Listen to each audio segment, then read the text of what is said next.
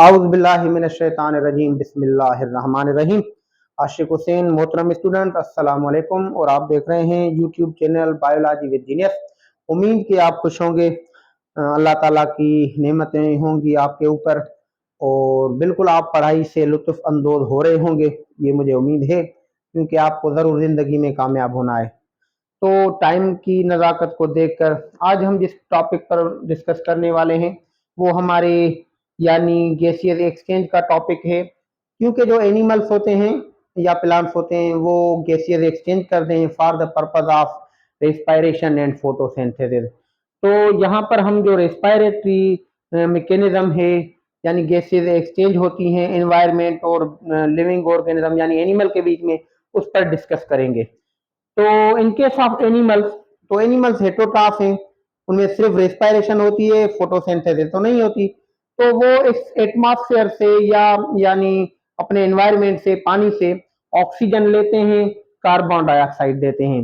लेकिन यानी ये एक्सचेंज ऑफ गैसेस के लिए सिर्फ ये गैसेस काफी नहीं है, तो उनके लिए कुछ और भी चीजें हैं जो रिक्वायर्ड हैं। यानी क्या क्या चीजें रिक्वायर्ड हैं आज वो हम उन पर डिस्कस करेंगे, जिसके बुनियाद पर ये रेस्पायरेटरी गैसेस की एक्सचेंज सही हो सकती है। तो उसमें सबसे पहले जो रिक्वायरमेंट है वो खुद रेस्पायरेटरी गैसेस की है। यानी respiratory gases are those gases which are involved in the respiratory reaction. यानी मैं अगर आपसे कहूं कि ऑक्सीजन हो, ऑक्सीजन जो है ये भी रेस्पायरेटरी गैस है, क्योंकि it is the main reactant. ये रिएक्टेंट है बाबा। जब भी आप देखेंगे रेस्पायरेशन का रिएक्शन, तो जो एरोबिक रेस्पायरेशन, वैसे तो रेस्पायरेशन दो किस्म की होती है, एनएरोबिक, एरोबिक। एनएरोबिक में फिर मजीद टाइप्स होती हैं। हम बात कर रहे हैं वो ऑक्सीडेशन, वो रेस्पायरेशन जिसमें ऑक्सीजन रिक्वायर्ड है, उसकी बात कर रहे हैं, क्योंकि गैसियस एक्सचेंज का टॉपिक है। तो जाहिर बात है ऑक्सीजन जो O2 है, it is reactant in the reaction of the respiration. आप एरो से पहले देखेंगे तो ये ऑक्सीजन रिएक्टेंट है। उसके बाद जो कार्बन डाइऑक्साइड है ये प्रोडक्ट है। जब आप रिएक्शन ऑफ रेस्पायरेशन देखेंगे तो प्रोडक्ट वाली साइड में आपको H2O और कार्बन डाइऑक्साइड दिखाई देगा। जो प्रोडक्ट वाली साइड में सब्सटेंसेस होते हैं, यानी वो रिएक्शन होने के बाद यानी जो प्रोडक्ट बनी है उसको हम प्रोडक्ट बोलते हैं। तो carbon dioxide is the product of respiration, oxygen is the reactant for respiration. Glucose जो है या एनर्जी रिच कंपाउंड वो ऑक्सीडाइज होते हैं in the presence of oxygen, जो एरोबिक रेस्पायरेशन होती है। तो सबसे पहले कि ये रेस्पायरेटरी गैसेस हमें चाहिए for the purpose of gases exchange, क्योंकि एक्सचेंज भी इनकी है। अगर ये नहीं मिलेंगी तो फिर किस चीज की एक्सचेंज होगी। उसके बाद सेकंड नंबर पर हमारी जो रिक्वायरमेंट है यानी गैसियस एक्सचेंज के लिए, वो है रेस्पायरेटरी मीडिया। मीडिया मीडियम से बना है, यानी कोई भी सोर्स, यानी वो जरिया जो ये गैसेज प्रोवाइड करती हैं या जो ऑक्सीजन देते हैं और कार्बन डाइऑक्साइड लेते हैं, तो उनको हम रेस्पायरेटरी मीडियम, प्लूरली हम रेस्पायरेटरी मीडिया बोलते हैं। अब जैसा कि एनिमल दो किस्म के हैं, एक एनिमल हमारे जो है वो है टेरेस्ट्रल, जो लैंड पर रहते हैं, दूसरे हैं एक्वेटिक, जो पानी में रहते हैं यानी वाटर में। तो इन दोनों की जो रिक्वायरमेंट है वो यानी उनका जो मीडियम है वो दोनों का डिफरेंट है। जो टेरेस्ट्रल है वो एटमॉस्फेयर से ऑक्सीजन लेते हैं और कार्बन डाइऑक्साइड देते हैं, यानी ये ऑक्सीजन इनटेक करते हैं, लेते हैं, और कार्बन डाइऑक्साइड जो है वो गिव आउट करते हैं, यानी वो कार्बन डाइऑक्साइड एटमॉस्फेयर को देते हैं। यानी हम बोल सकते हैं कि जो टेरेस्ट्रियल एनिमल है, दे exchange there respiratory gases with the atmosphere, इस एटमॉस्फेयर के साथ एक्सचेंज करते हैं। एटमॉस्फेयर से ऑक्सीजन लेते हैं, उनको कार्बन डाइऑक्साइड देते हैं। और जो एक्वेटिक होंगे वो वाटर के साथ, यानी उनके लिए जो सोर्स है वो वाटर है, यानी वो ऑक्सीजन इनटेक करते हैं, वाटर से लेते हैं और उसके बाद कार्बन डाइऑक्साइड वाटर को देते हैं। तो फर्क सिर्फ यही होगा कि वो वाटर से एक्सचेंज करते हैं और ये एटमॉस्फेयर से करते हैं। अब क्या इन दोनों में डिफरेंस है? बिल्कुल डिफरेंस है। देखें, यानी ऑक्सीजन की जो यानी कंसंट्रेशन है, कंसंट्रेशन ऑफ ऑक्सीजन वो एयर में 21% है इन द एयर। हवा में वो 21% है। और वाटर में अगर फुल्ली सेचुरेटेड हो, बिल्कुल सेचुरेटेड हो फुली, तो ये 5% ऑक्सीजन इन द वाटर, यानी वाटर में जो ऑक्सीजन की कंसंट्रेशन है वो ओनली 5%, वो भी जब फुली सेचुरेटेड हो, नहीं तो 1 से 2% होती है ओनली ऑक्सीजन। और बात माइंड में रखें, ये वो ऑक्सीजन नहीं है, this is not the oxygen of H2O, यानी जो H2O हाइड्रोजन के साथ ऑक्सीजन का एटम है, ये वो H2O मॉलिक्यूल वाली नहीं है, ये पानी में, यानी इट इज एन एक्स्ट्रा, ये अदर डिजॉल्व्ड ऑक्सीजन होती है, that is dissolved in the water, ये पानी में अलग एक डिजॉल्व होती है O2 के फॉर्म में, यानी O2 डिजॉल्व्ड होती है, ये वो ऑक्सीजन है, H2O वाली नहीं है, this is an other O2 molecule that is dissolved in the water, ये वो यानी ऑक्सीजन है। तो अभी इसकी 5% है, यानी हम बोल सकते हैं कि अगर हम 1 kg एयर लेते हैं तो हमें 210 ग्राम से ऑक्सीजन मिलेगी। अगर हम 1 kg वाटर लेते हैं, सपोज 1 kg और 1 लीटर, तो हमें ऐसा समझें कि 50 ग्राम वाटर मिलेगा या 50 ml वाटर मिलेगा, तो ये डिफरेंस हो गया।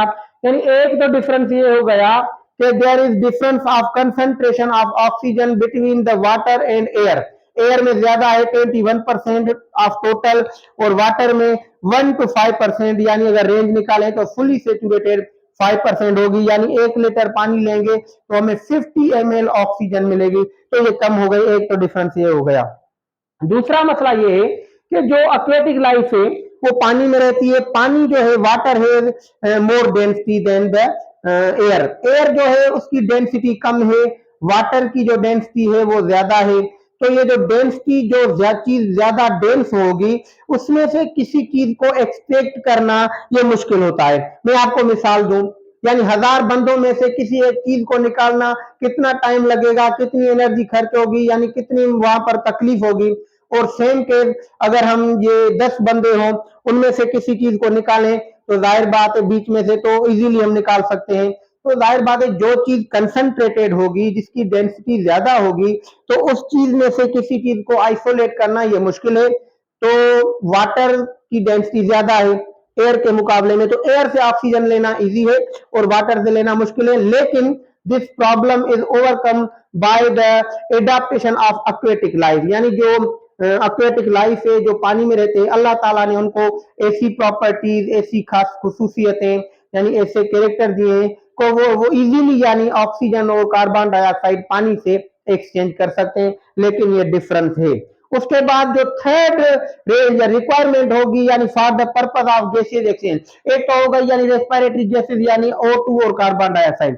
दूसरे नंबर पर वाटर, यानी जो मीडियम होगी रेस्पिरेटरी मीडियम, यानी वो मीडियम जो हमें ऑक्सीजन प्रोवाइड करे और कार्बन डाइऑक्साइड ले, वो तो एयर और वाटर हो गया, एक्वेटिक लाइफ के लिए वाटर और इसके लिए एयर। उसके बाद तीसरे नंबर पर होगी रेस्पिरेटरी सरफेस, यानी बॉडी का ये वो हिस्सा, बॉडी की वो एरिया, वो रीजन जहां से ऑक्सीजन और कार्बन डाइऑक्साइड जो होगी वो एक्सचेंज होगी, यानी हम बोल सकते हैं कि it is the physical barrier, it is the physical barrier, ये फिजिकल बैरियर है of body, body of animal, ये एनिमल की बॉडी का वो रीजन है, वो फिजिकल बैरियर है where ultimately oxygen and carbon dioxide are exchanged crossing it, यानी इस बैरियर को क्रॉस करती हैं ये दोनों गैसेज। यानी सपोज मैं कहूं कि ये फिजिकल बैरियर है, तो ऑक्सीजन इसको क्रॉस करके वहां चली जाएगी और कार्बन डाइऑक्साइड इसको क्रॉस करके इधर आ जाएगी, तो हम बोल सकते हैं दिस इज फिजिकल बैरियर। ये फिजिकल बैरियर है, ये कोई लेयर है, ये कोई सरफेस है, ये कोई रीजन है बॉडी का जहां से ऑक्सीजन फ्लूइड में जा रही है, सेल की तरफ जा रही है, और कार्बन डाइऑक्साइड सेल से, फ्लूइड से, यानी हमारे यानी वो रेस्पिरेटरी पैसेज की तरफ आ रही है। तो ये बीच में एक फिजिकल बैरियर है जिसको क्रॉस करना है, इसको ही हम बोलते हैं रेस्पिरेटरी सरफेस। यानी ये वही कोई सरफेस है जहां से गैसेज एक्सचेंज होती हैं।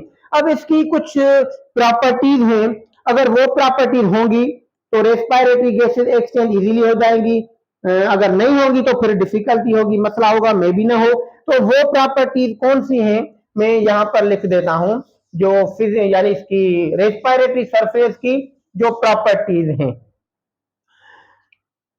तो यानी properties of respiratory surface, number 1 पर इट शुड बी वेट, यानी जो रेस्पिरेटरी सरफेस है ये यानी गीला होना चाहिए, ये वेट होना चाहिए, ये मॉइस्चराइज्ड होना चाहिए, ह्यूमिड होना चाहिए, यानी इसके सरफेस पर थोड़ा थोड़ा पानी H2O के मॉलिक्यूल हो, यानी ह्यूमिड हो।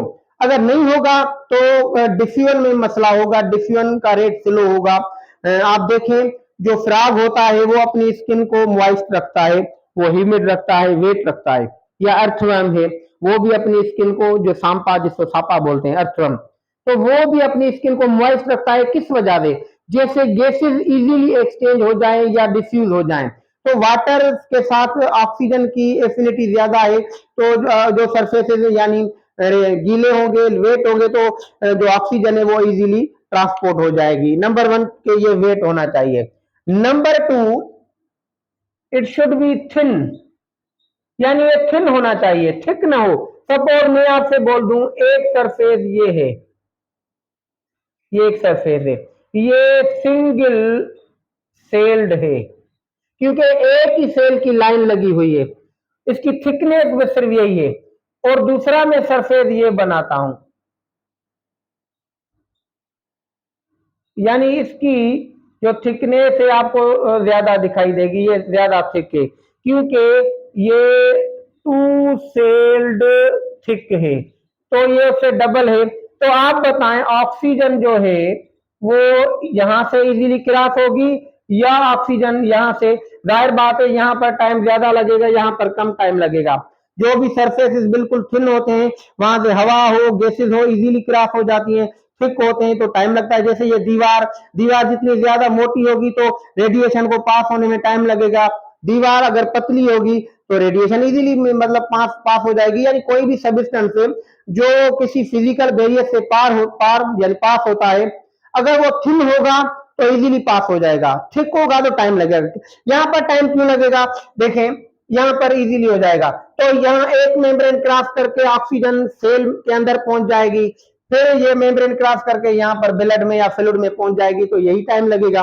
अगर यहाँ पर देखें तो एक मेम्ब्रेन क्रॉस करके इस सेल में आएगी, फिर इस सेल की मेम्ब्रेन क्रॉस करेगी 2, फिर एक्स्ट्रा सेलुलर फ्लूइड में आएगी 3, फिर ये मेम्ब्रेन दूसरे सेल की क्रॉस करेगी 4, साइटोप्लाज्म में पहुंचेगी, फिर ये मेम्ब्रेन क्रॉस, तो 5 यहाँ पर बैरियर हो गए। तो मतलब अगर 3 लेयर होती तो फिर उससे भी ज्यादा टाइम लगता। तो ऑक्सीजन जब तक पहुंचेगी तब तक ये सेल की रिक्वायरमेंट यानी खत्म हो जाएगी, तो सेल ही मर जाएगा। तो ये जरूरी होता है कि ऑक्सीजन जहां से पास हो रही है, जो रेस्पिरेटरी सरफेस है, तो वो थिन होना चाहिए जैसे इजीली ट्रांसपोर्ट हो जाए। नंबर 3 जो थर्ड प्रॉपर्टी है रेस्पिरेटरी सरफेस की, इट शुड बी परमिएबल, ये परमिएबल होना चाहिए, यानी it allows to enter and exit, enter and exit, यानी गैसेस को अलो करे। कहां पर? कहीं कहीं तो अलोएंस नहीं होती, यानी परमिएबिलिटी नहीं होती। अब इसका मतलब ये होगा कि ये रेस्पिरेटरी जो सरफेस है इसकी कंपोजिशन ऐसी होनी चाहिए जैसे ऑक्सीजन उसमें से पास हो जाए, कार्बन डाइऑक्साइड भी पास हो जाए ताकि एक्सचेंज हो जाए। कुछ सरफेसेस ऐसे होते हैं जहां से कोई अगर दूसरा सब्सटेंस पास नहीं होता। सपोज मैं आपसे बोल दूं कि अगर हम कोई सरफेस लिपिड का बना लें, यानी अल्कोहल का, कोलेस्ट्रॉल का बना लें, ऑयल का बना लें, तो वहां से पानी ट्रांसपोर्ट नहीं होगा, क्योंकि पानी जो है वो यानी हाइड्रोफिलिक है, वो पोलर है, वो नॉन पोलर है, हाइड्रोफोबिक है, तो पानी वहां से क्रॉस नहीं होगा। तो हम बोल सकते हैं जो यानी लिपिड का ये सरफेस है, it is impermeable for water. तो मतलब ये कंपोजिशन का, उसकी मतलब बॉन्डिंग का, केमिकल नेचर का फर्क है। तो जो रेस्पिरेटरी सरफेस है वो भी यानी परमिएबल होना चाहिए ताकि इजीली एक्सचेंज हो जाए। उसके बाद जो नंबर 4 है, 4 नंबर पर ये लार्जर होनी चाहिए, यानी रेस्पिरेटरी सरफेस जो है it is larger, it should be larger than body volume. Body का जो वॉल्यूम है उससे ये बड़ा होना चाहिए। इसका मतलब क्या है, अगर आप कोई 1 सेंटीमीटर वाला एनिमल लेंगे जिसका बॉडी का वॉल्यूम 1 सेंटीमीटर क्यूब है, यानी एक डायमेंशन में भी 1 सेंटीमीटर क्यूब, दूसरे डायमेंशन में भी 1 सेंटीमीटर क्यूब, तीसरे डायमेंशन में भी। जैसे मैं आपको बता दूं, सपोज ये 1 सेंटीमीटर अगर होता तो इसका एक डायमेंशन ये हो गया लेंथ का, दूसरा विड्थ का, दूसरा हाइट का, तीसरा जो है वो विड्थ का। तो ये 3 डायमेंशन हो जाएंगे ये। तो 3 डायमेंशन को अगर हम मेजर करेंगे तो ये हमारा वॉल्यूम बनता है किसी बॉडी का। तो एनिमल का ये वॉल्यूम हो गया। अभी इसका ये 1 सेंटीमीटर क्यूब वॉल्यूम हो गया। तो अभी इसका जब रेस्पिरेटरी सरफेस है वो बड़ा होना चाहिए, क्योंकि जो एनिमल जितना बड़ा हो जाएगा उसकी रिक्वायरमेंट ऑक्सीजन की ज्यादा हो जाएगी, क्योंकि नंबर ऑफ सेल ज्यादा होगा तो उसमें रेस्पिरेशन ज्यादा होनी चाहिए। तो रेस्पिरेशन के लिए मतलब ऑक्सीजन ज्यादा होनी चाहिए, कार्बन डाइऑक्साइड की यानी एक्सहेलेशन ज्यादा होनी चाहिए। तो रेस्पिरेटरी सरफेस जितना बड़ा होगा उतनी इजीली एक्सचेंज हो जाएगी, उसकी रिक्वायरमेंट पूरी होगी। एनिमल बड़ा हो लेकिन रेस्पिरेटरी सरफेस छोटा हो तो फिर उतनी एक्सचेंज नहीं होगी। जैसे फिर मसला ये होगा कि उनके हर सेल को एनर्जी नहीं मिल सकेगी, ऑक्सीजन न मिलने की वजह से, कम मिलने की वजह से फिर वो एनिमल मर जाएंगे। तो इस मसले को भी यानी हल किया गया है। जितने भी एनिमल बड़े हैं उनको अल्लाह ताला ने कोई ना कोई मैकेनिज्म ऐसा डेवलप कर दिया है जिससे वो अपनी रिक्वायरमेंट पूरी करते रहते हैं। अब ये कैसे, मतलब जैसे एनिमल बड़े होते जाएंगे तो ये कम होता जाएगा। आप ये सोच रहे होंगे कि एक एनिमल है, अगर वो 1 सेंटीमीटर क्यूब उसका वॉल्यूम है तो उसका सरफेस एरिया 1 से है। अगर हम एनिमल दूसरा लेते हैं बी, उसका 2 सेंटीमीटर क्यूब यानी जो है ना, यानी उसका तीनों डायमेंशन में, यानी इस डायमेंशन में, इस डायमेंशन में, इस डायमेंशन में, तीनों डायमेंशन में 2 सेंटीमीटर है। तो ये वैसे तो हम देखें डबल हो गया 1 सेंटीमीटर, वो तो 1 सेंटीमीटर 3 डायमेंशन में, ये 2 सेंटीमीटर 3 डायमेंशन में, यानी ऐसा कहेंगे इस डायमेंशन में, इस डायमेंशन में और इस डायमेंशन में। तो ये यानी 2 सेंटीमीटर 2 सेंटीमीटर 2 सेंटीमीटर। तो इसका मतलब ये नहीं है कि ये सरफेस एरिया डबल हो जाएगी, बल्कि सरफेस एरिया से कम हो जाएगी। वो क्यों कम होगी देखें। अब हम 1 सेंटीमीटर वाला लेते हैं, यानी सपोज ये एनिमल है 1 सेंटीमीटर तीनों डायमेंशन में, तो 1 × 1 × 1 ये हो जाएगा 1 cm क्यूब। ये क्या हो गया, यानी वॉल्यूम हो गया। क्लियर। अभी हम इनका सरफेस एरिया निकालते हैं। सरफेस एरिया हम यानी इनकी जो वॉल्यूम है इसके जो 6 साइड है हम 6 साइड का निकालेंगे। ये साइड, दूसरी साइड, ये तीसरी साइड, ये चौथी, ये पांचवी, ये छठी, क्योंकि ये सारा सरफेस एरिया है ना। तो हम अभी 6 सरफेस साइड की, यानी जो एक साइड होगी, सपोज ये एक साइड हो गई, तो 1 × 1, तो ये हो जाएगा 1 हो जाएगा, 1 × 1 1 हो जाएगा। और कितनी साइड है, 6 × 6, तो ये हो जाएगा 6 सेंटीमीटर स्क्वायर, क्योंकि हम एरिया स्क्वायर में लेते हैं 2 डायमेंशनली, लेंथ इंटू विड्थ। तो अभी ये हो जाएगा सरफेस एरिया। अभी रेशो निकालें, 1:6 हो गया। तो यानी जहां पर जो सरफेस एरिया है बॉडी के वॉल्यूम से 6 गुना ज्यादा है, 6 टाइम। अभी हम 2 सेंटीमीटर वाला लेते हैं, यानी ये एक एनिमल है जिसका हर डायमेंशन में 2 सेंटीमीटर है।